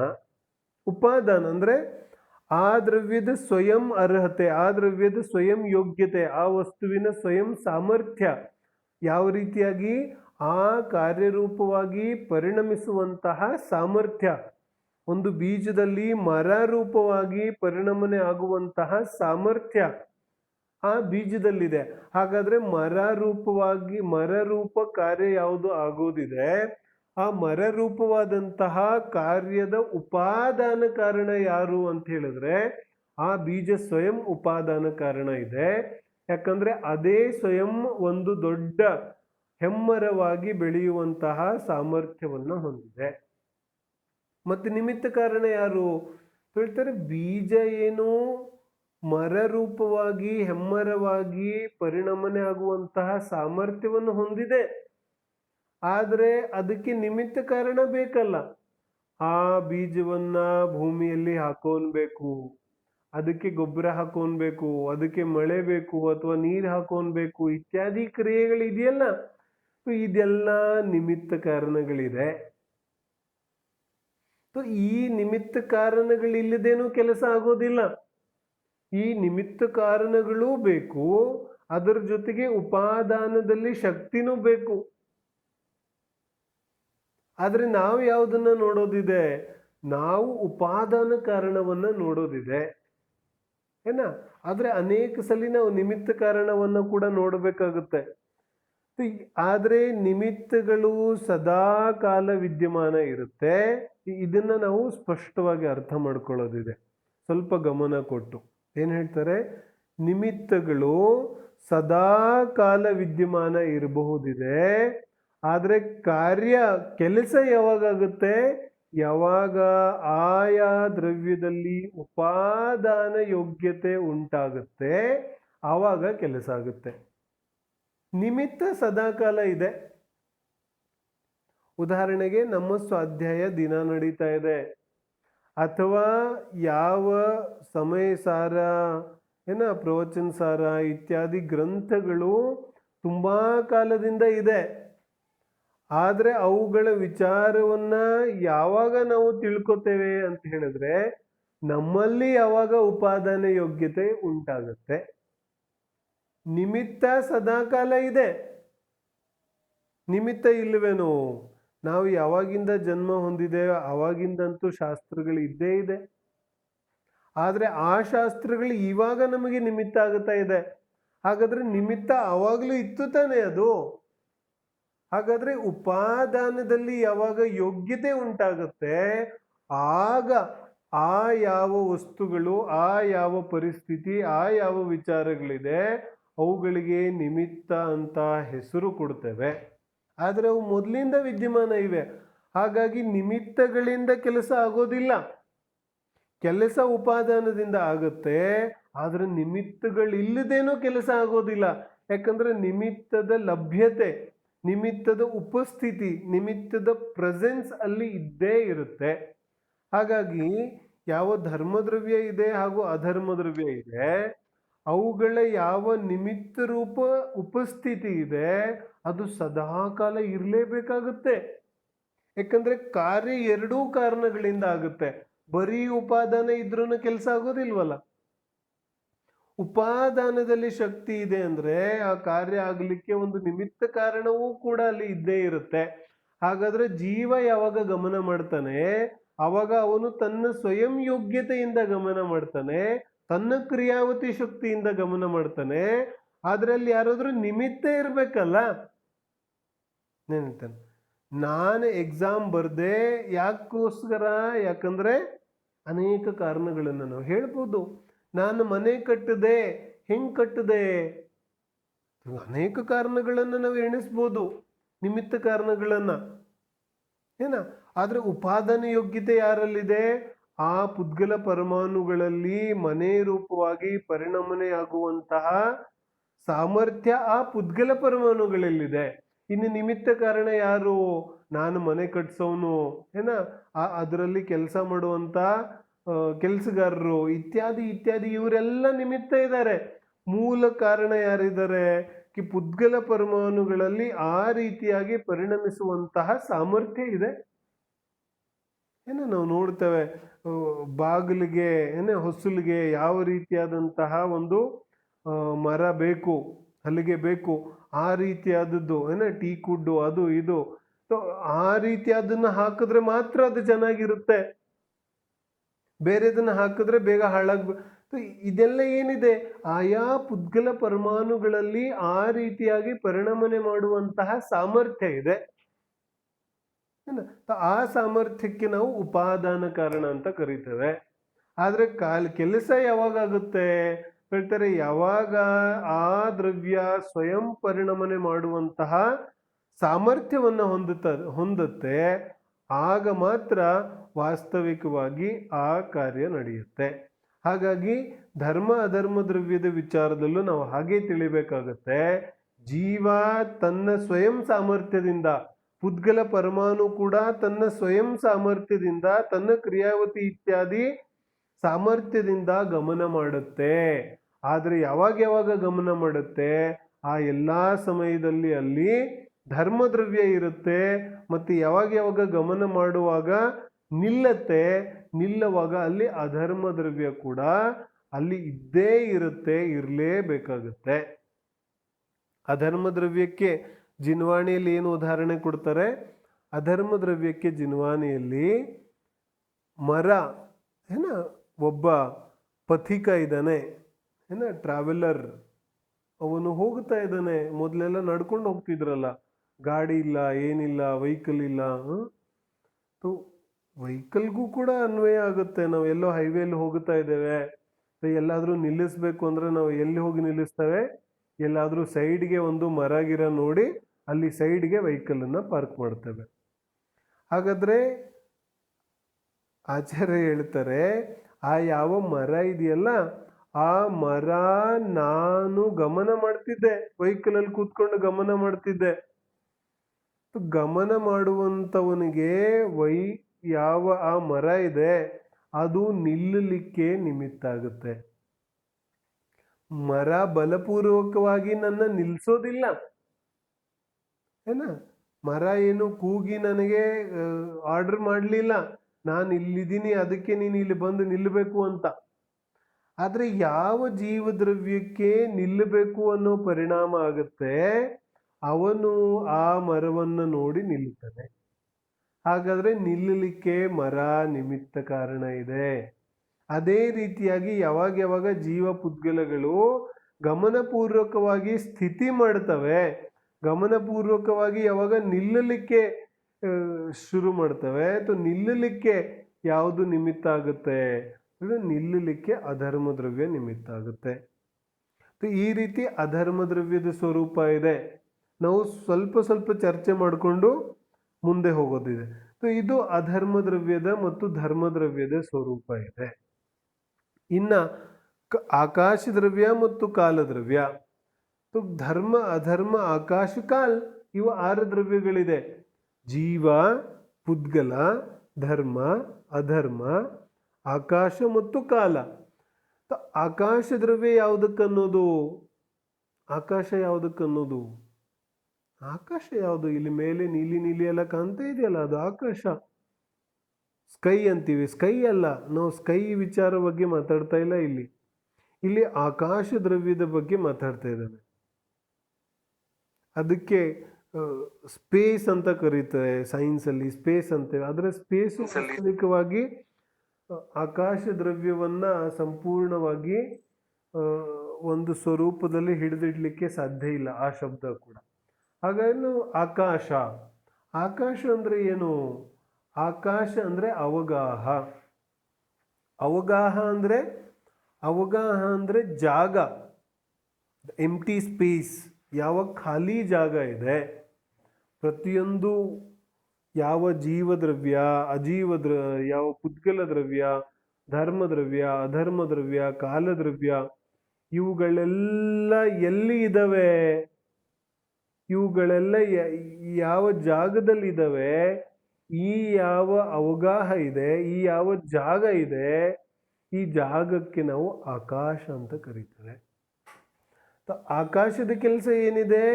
ಆಕಾಶದ ಕೆಲಸ ಅವಗಾಹನೆ.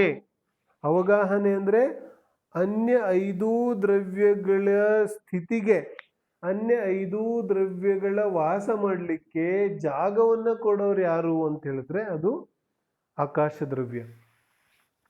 ಇದು ಈ 6 ದ್ರವ್ಯಗಳ ಚರ್ಚೆ ಸಂಪೂರ್ಣವಾಗಿ ಅರ್ಥ ಆದ ನಂತರ ನಮಗೆ ಗೊತ್ತಾಗುತ್ತೆ ನಾವು ಏನು ಕಲಿತಾ ಇದ್ದೀವಿ ಅಂತ. ಹಾಗಾಗಿ ಗಮನ ಕೊಟ್ಟು ಇದನ್ನ ಅರ್ಥ ಮಾಡ್ಕೊಳ್ಳೋದಿದೆ. ಆಕಾಶ ಯಾವುದಕ್ಕಂತಿದ್ದಾರೆ? ಯಾವ ಈ ಸಂಪೂರ್ಣ 5 ದ್ರವ್ಯಗಳಿದೆ, ಈ 5 ದ್ರವ್ಯಗಳ ಇರಲಿಕ್ಕೆ ಜಾಗವನ್ನ ಕೊಡ್ತಕ್ಕಂತಹ ಕೆಲಸವನ್ನ ಈ ಯಾವ ಆಕಾಶ ದ್ರವ್ಯ ಇದೆ ಇದು ಮಾಡ್ತಾ ಇದೆ. ವಾಸ್ತವಿಕವಾಗಿ ಪ್ರತಿಯೊಂದು ದ್ರವ್ಯ ತನ್ನ ತನ್ನ ಸ್ವದ್ರವ್ಯ ಕ್ಷೇತ್ರ ಕಾಲ ಭಾವದಲ್ಲಿ ವಾಸ ಮಾಡುತ್ತೆ. ಆದರೆ ವ್ಯವಹಾರದಿಂದ ಅನ್ಯ ಎಲ್ಲಾ ದ್ರವ್ಯಗಳಿಗೆ ವಾಸ ಮಾಡಲಿಕ್ಕೆ ನಿಮಿತ್ತ ಯಾವುದಿದೆ, ವಾಸ ಮಾಡಲಿಕ್ಕೆ ಜಾಗವನ್ನ ಯಾವುದು ಕೊಡ್ತಾ ಇದೆ ಅಂತ ಹೇಳಿದ್ರೆ ಅದು ಆಕಾಶ ದ್ರವ್ಯ ಇದೆ. ಯಾಕಂದ್ರೆ ಸಂಪೂರ್ಣ ಲೋಕ ಮತ್ತು ಅಲೋಕ ಈ ಎರಡೂ ಕಡೆಗೆ ಆಕಾಶನೇ ಇದೆ. ಆಕಾಶವೇ ಸಂಪೂರ್ಣ ಇದೆ, ಎಲ್ಲಾ ಕಡೆನೂ ಆಕಾಶನೇ ಇದೆ. ಆಕಾಶ ಅಂದ್ರೆ ಖಾಲಿ ಜಾಗ, ಎಲ್ಲ ಕಡೆನೂ ಇದೆ, ಅದೇ ದ್ರವ್ಯ ಇದೆ, ಅಖಂಡ ದ್ರವ್ಯ ಇದೆ.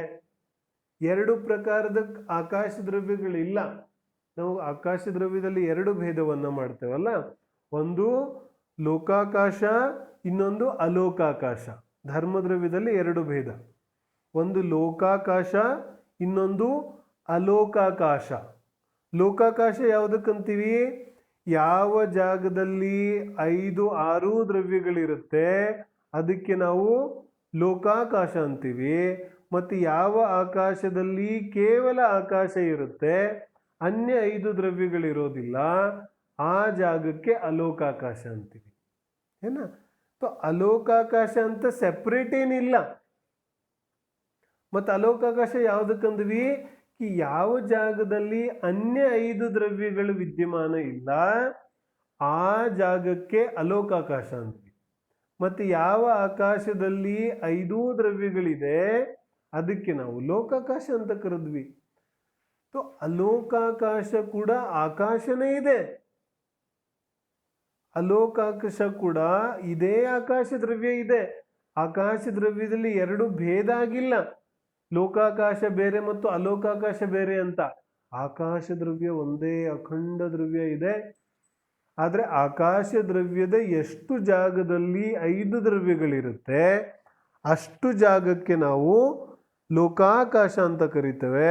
ಮತ್ತು ಎಷ್ಟು ಜಾಗದಲ್ಲಿ ಯಾವ ಈ ಅನ್ಯ 5 ದ್ರವ್ಯಗಳಿರೋದಿಲ್ಲ, ಅನ್ಯ 5 ದ್ರವ್ಯಗಳಿಲ್ಲ, ಅಂತಹ ಜಾಗಕ್ಕೆ ನಾವು ಅಲೋಕಾಕಾಶ ಅಂತ ಕರಿತೇವೆ.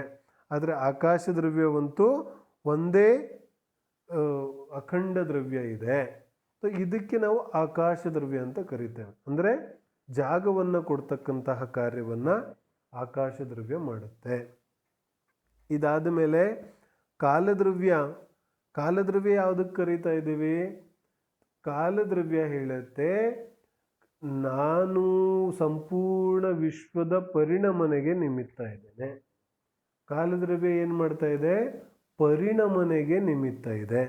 ಪರಿಣಮನೆ ಅಂತ ಹೇಳಿದ್ರೆ ಬದಲಾವಣೆ. Change is the rule of nature ಅಂತ ಹೇಳ್ತೀವಲ್ಲ. ನಿಸರ್ಗದಲ್ಲಿ ಯಾವೆಲ್ಲ ಬದಲಾವಣೆಗಳಾಗುತ್ತಾ ಇದೆ, ಏನೆಲ್ಲ ಚೇಂಜಸ್ಗಳಾಗುತ್ತಾ ಇದೆ, ಆ ಎಲ್ಲ ಚೇಂಜಸ್ಗಳಿಗೆ, ಆ ಎಲ್ಲ ಬದಲಾವಣೆಗಳಿಗೆ ಯಾರಾದರೂ ನಿಮಿತ್ತ ಅಂತ ಇದ್ದರೆ ಅದು ವಾಸ್ತವಿಕವಾಗಿ ಕಾಲದ್ರವ್ಯ ಇದೆ. ಕಾಲದ್ರವ್ಯದ ನಿಮಿತ್ತದಿಂದ ಸಂಪೂರ್ಣ ವಿಶ್ವ ಯಾವ ಬದಲಾವಣೆಯನ್ನು ಕಾಣುತ್ತಾ ಇದೆ ಅದೆಲ್ಲವೂ ಕಾಲದ್ರವ್ಯದಿಂದ ಇದೆ. ಪ್ರತಿ ಸಮಯ ನಾವು ಬದಲಾವಣೆಯನ್ನು ನೋಡ್ತಾ ಇದ್ದೀವಲ್ಲ, ಯಾವೆಲ್ಲ ರೀತಿಯಾದ ಬದಲಾವಣೆಗಳಾಗುತ್ತಾ ಇದೆ ಆ ಎಲ್ಲ ಬದಲಾವಣೆಗಳು ಕಾಲದ್ರವ್ಯದ ನಿಮಿತ್ತದಿಂದ ಆಗುತ್ತಾ ಇದೆ. ಅಂದರೆ ಆಯಾ ವಸ್ತುಗಳಲ್ಲಿ ಆ ರೀತಿಯಾಗಿ ಬದಲಾಗುವಂತಹ ಉಪಾದಾನ ಯೋಗ್ಯತೆ ಇದೆ ಮತ್ತು ಕಾಲದ್ರವ್ಯ ಆ ಸಮಯದಲ್ಲಿ ಅದೆಲ್ಲದಕ್ಕೂ ನಿಮಿತ್ತ ಇದೆ. ಪ್ರತಿ ಸಮಯ ಪ್ರತಿಯೊಂದು ವಸ್ತು ಬದಲಾಗ್ತಿದೆಯಲ್ಲ, ನಮ್ಮ ಶರೀರವನ್ನ ಹಿಡ್ಕೊಂಡು ಪ್ರತಿಯೊಂದು ದ್ರವ್ಯ ಪ್ರತಿ ಸಮಯ ಬದಲಾಗ್ತಾ ಇದೆ. ಬದಲಾಗದೇ ಇರುವಂತಹ ಯಾವ ಒಂದು ವಸ್ತುನೂ ಈ ವಿಶ್ವದಲ್ಲಿ ಇಲ್ಲ. ಪ್ರತಿಯೊಂದು ವಸ್ತು ಇರ್ರೆಸ್ಪೆಕ್ಟಿವ್ ಆಫ್ ಎನಿ, ಯಾವ ದ್ರವ್ಯ ಯಾವ ಕ್ಷೇತ್ರದಲ್ಲಿ ಯಾವ ಸ್ಥಿತಿಯಲ್ಲಿ ಎಲ್ಲೇ ಹೆಂಗೆ ಇದ್ರೂ ಕೂಡ ಪ್ರತಿಯೊಂದು ದ್ರವ್ಯ ಪ್ರತಿ ಸಮಯ ಬದಲಾಗುತ್ತಾ ಇದೆ. ಯಾಕಂದ್ರೆ ಬದಲಾಗೋದು ವಸ್ತುವಿನ ನಿಯಮ ಇದೆ. ನಾವು ದ್ರವ್ಯದ ಪರಿಭಾಷೆಯಲ್ಲಿ ನೋಡಿದ್ವಲ್ಲ, ಸತ್ ದ್ರವ್ಯ ಲಕ್ಷಣಂ. ದ್ರವ್ಯದ ಲಕ್ಷಣವೇ ಸತ್ತಿದೆ, ಅಂದ್ರೆ ಅಸ್ತಿತ್ವ ಇದೆ. ಮತ್ತು ಅಸ್ತಿತ್ವ ಇರ್ಲಿಕ್ಕೆ ಯಾವಾಗ ಸಾಧ್ಯ ಇದೆ? ಯಾವಾಗ ಅದು ಜೀವಿಸಿದ್ರೆ. ಅದು ಜೀವನನೇ ಮಾಡಲಿಲ್ಲ ಅಂದ್ರೆ ಅದು ಇರ್ಲಿಕ್ಕೆ ಹೆಂಗೆ ಸಾಧ್ಯ ಇದೆ? ಜೀವನ, ದ್ರವ್ಯಗಳ ಜೀವನ ಹೇಗೆ ಮಾಡುತ್ತೆ? ಪ್ರತಿ ಸಮಯ ಬದಲಾಗುವ ಮೂಲಕ ದ್ರವ್ಯಗಳು ಜೀವಂತವಾಗಿ ಇರುತ್ತೆ. ಜೀವ ದ್ರವ್ಯ ಕೂಡ ಪ್ರತಿ ಸಮಯ ಬದಲಾಗ್ತಾ ಇದೆ, ಪುದ್ಗಲ ದ್ರವ್ಯ ಕೂಡ ಪ್ರತಿ ಸಮಯ ಬದಲಾಗ್ತಾ ಇದೆ. ಧರ್ಮ ಅಧರ್ಮ ಆಕಾಶ ಕಾಲ ಎಲ್ಲಾ ದ್ರವ್ಯಗಳು ಪ್ರತಿ ಸಮಯ ಬದಲಾಗ್ತಾ ಇದೆ. ಆದ್ರೆ ವಿಶೇಷ ಏನಿದೆ? ಜೀವ ಮತ್ತು ಪುದ್ಗಲ ದ್ರವ್ಯದಲ್ಲಿ ಶುದ್ಧ ರೂಪ ಪರಿಣಮನೆ, ಅಶುದ್ಧ ರೂಪ ಪರಿಣಮನೆ ಎರಡೂ ರೀತಿಯಾದ ಪರಿಣಮನೆಗಳನ್ನು ನಾವು ಕಾಣುತ್ತೇವೆ. ಆದರೆ ಧರ್ಮ ಅಧರ್ಮ ಆಕಾಶ ಕಾಲ ದ್ರವ್ಯಗಳಲ್ಲಿ ನಾವು ಶುದ್ಧ ರೂಪವಾದ ಪರಿಣಮನೆಯನ್ನ ಮಾತ್ರ ನೋಡ್ತೇವೆ. ಇಲ್ಲಿ ಅಶುದ್ಧ ರೂಪವಾದ ಪರಿಣಮನೆ ನಮಗೆ ಕಾಣಿಸೋದೇ ಇಲ್ಲ. ಇವೆಲ್ಲ ಶುದ್ಧ, ಅನಾದಿಯಿಂದ ಶುದ್ಧ ಇವೆ, ಅನಂತ ಕಾಲದವರೆಗೆ ಶುದ್ಧನೇ ಇರೋದಿವೆ. ಧರ್ಮ ದ್ರವ್ಯ ಯಾವತ್ತೂ ಅಶುದ್ಧ ಆಗೋದಿಲ್ಲ, ಅಧರ್ಮ ಯಾವತ್ತೂ ಅಶುದ್ಧ ಆಗೋದಿಲ್ಲ. ಆಕಾಶ ಕಾಲಗಳು ಯಾವತ್ತೂ ಅಶುದ್ಧ ಆಗೋದಿಲ್ಲ. ಇವೆಲ್ಲವೂ ಕೂಡ ಅನಾದಿಯಿಂದ ಶುದ್ಧ ದ್ರವ್ಯಗಳಿದೆ. ಇನ್ನು ಅನಂತ ಕಾಲದವರೆಗೂ ಕೂಡ ಶುದ್ಧ ರೂಪದಲ್ಲೇ ಇರೋದಿವೆ. ಆದರೆ ಜೀವ ಮತ್ತು ಪುದ್ಗಲ ದ್ರವ್ಯಗಳು ಶುದ್ಧ ರೂಪವಾಗಿಯೂ ಪರಿಣಮನೆ ಆಗುತ್ತವೆ, ಅಶುದ್ಧ ರೂಪವಾಗಿಯೂ ಪರಿಣಮನೆ ಆಗುತ್ತವೆ. ಆ ಎರಡೂ ಪರಿಣಮನೆಗಳಿಗೆ ನಿಮಿತ್ತ ಅಂತ ಯಾರಾದರೂ ಇದ್ರೆ ಅದು ವಾಸ್ತವಿಕವಾಗಿ ಯಾವ ಈ ಪುದ್ಗಲ ದ್ರವ್ಯ ಇದೆ ಅದು ವಾಸ್ತವಿಕವಾಗಿ ಈ ಯಾವ ಪರಿಣಮನೆ ಇದೆ ಆ ಪರಿಣಮನೆಗೆ ಈ ಆಕಾಶ ದ್ರವ್ಯ ಕಾಲ ದ್ರವ್ಯ ನಿಮಿತ್ತ ಇದೆ. ಯಾವೆಲ್ಲ ರೀತಿಯಾದ ಪರಿಣಮನೆಗಳಾಗ್ತಾ ಇದೆ ಅನ್ನೋದನ್ನೆಲ್ಲ ನಾವು ನೋಡಿದ್ದೇವೆ. ಸುಮಾರು ನಾನು ಉದಾಹರಣೆಗಳನ್ನು ಕೂಡ ಕೊಟ್ಟಿದ್ದೇನೆ. ಪುದ್ಗಲ ಬದಲಾಗ್ತಾ ಇದೆ, ನಮ್ಮ ಕೂದಲು ಕಪ್ಪಿಂದ ಬಿಳಿ ಆಗ್ತಾ ಇದೆ, ಉದುರ್ತಾ ಇದೆ, ನಮ್ಮ ಶರೀರದಲ್ಲಿ ಅನೇಕ ರೀತಿಯಾದ ಬದಲಾವಣೆಗಳಾಗ್ತಾ ಇದೆ. ಒಂದು ವಸ್ತು ಹೊಸದಿದ್ದ ಹಳೇದಾಗುತ್ತೆ. ನಾವು ಕೂಡ ಬದಲಾಗ್ತೇವೆ. ಈ ಸ್ವಾಧ್ಯಾಯವನ್ನ ಶುರು ಮಾಡುವಾಗ ನಾವಿದ್ದವರು ಸ್ವಾಧ್ಯಾಯ ಮುಗಿದ ಮೇಲೆ ನಾವು ಇರೋದಿಲ್ಲ, ನಾವು ಬದಲಾಗ್ಬಿಟ್ಟಿರ್ತೇವೆ. ಜ್ಞಾನ ಆಗತ್ತಲ್ಲ, ಜ್ಞಾನ ರೂಪವಾಗಿ ಪರಿಣಮನೆ ಆಗತ್ತೆ, ಪರಿಣಮನೆ ಆಯ್ತಲ್ಲ. ಪರಿಣಮನೆ ಅಂತೂ ಸದಾ ಕಾಲ ಪ್ರತಿ ಸಮಯ ನಡೀತಾ ಇದೆ. ಆ ಎಲ್ಲ ಪರಿಣಮನೆಗೆ ಯಾರಾದರೂ ನಿಮಿತ್ತ ಕಾರಣ ಇದ್ದಾರೆ ಅಂತ ಹೇಳಿದ್ರೆ ಅದು ಆಕಾಶ ದ್ರವ್ಯ ಇದೆ. ಈ ರೀತಿಯಾಗಿ ಧರ್ಮದ್ರವ್ಯ, ಅಧರ್ಮದ್ರವ್ಯ, ಆಕಾಶ ದ್ರವ್ಯ ಮತ್ತು ಕಾಲದ್ರವ್ಯಗಳ ಸಂಕ್ಷಿಪ್ತ ಸ್ವರೂಪ ಇದೆ.